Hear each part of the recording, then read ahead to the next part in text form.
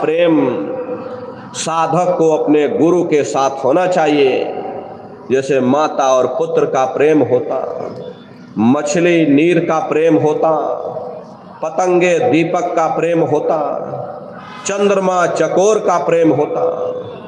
चकोर एक पंछी होता है, पूर्णमासी के अवसर पर जब पूरा चांद निकलता है तो वह अपना पूरा ध्यान उस चंद्रमा में लगा देता। जो जो चंद्रमा ऊपर उठता त्यों त्यों चकोर की गर्दन ऊपर उठती चली जाती है।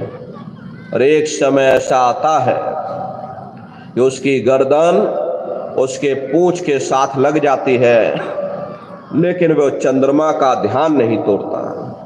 महात्मा कहते हैं ये ऐसा प्रेम साधक को अपने गुरु के साथ होना चाहिए।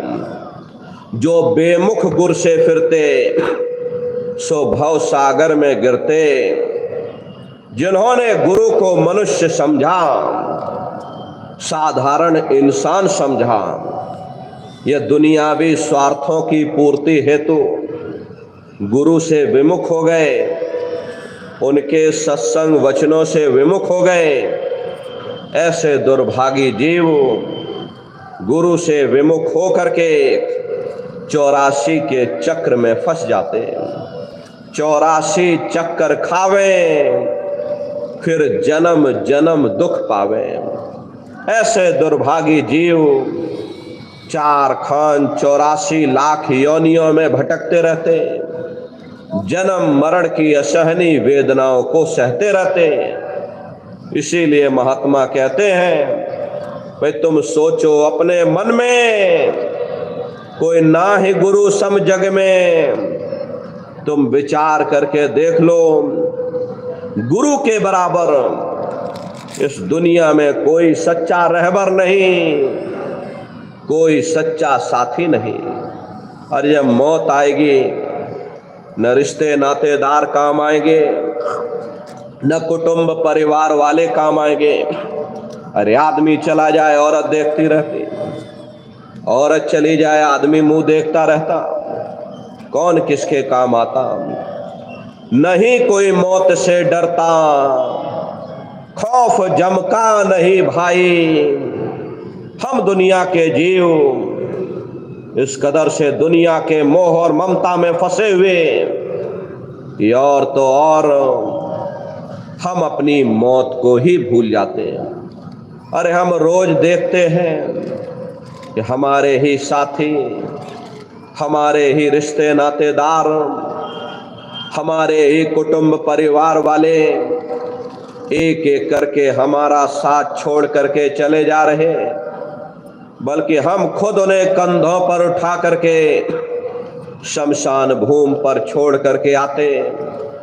आंखों से देखते हैं जिस चीज के लिए वह इतना भटकता था, जिस चीज के लिए वह इतना तड़पता था, अपना अपना कह करके फक्र या गर्व महसूस किया करता था, उसमें से किसी ने उसका साथ नहीं दिया।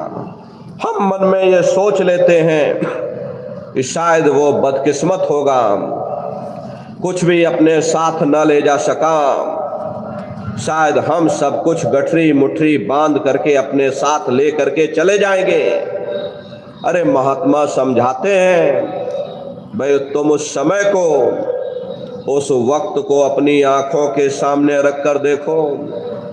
उस समय कौन तुम्हारी मदद करेगा। तो सारा दिन देह के अहंकार में, देह के गुरूर में ही न फंसे रहो। आखिर हम अहंकार किस चीज का करते हैं? यदि हम जवानी का अहंकार करते हैं तो क्या कभी किसी ने किसी का बुढ़ापा नहीं देखा? क्या हम बुढ़ापे की उम्र में नहीं जाएंगे? यदि हमें खूबसूरती सुंदरता का अहंकार है तो क्या कभी बीमारों की शक्लें नहीं देखी? चेहरे पर चेचक पीलिया हो जाए, शक्ल देखने में डर लगता। यदि हमें हुकूमत का अहंकार है तो क्या कभी नेताओं को फांसी के तख्तों पर लटकते हुए नहीं देखा? मन रे क्यों गुमाने अपना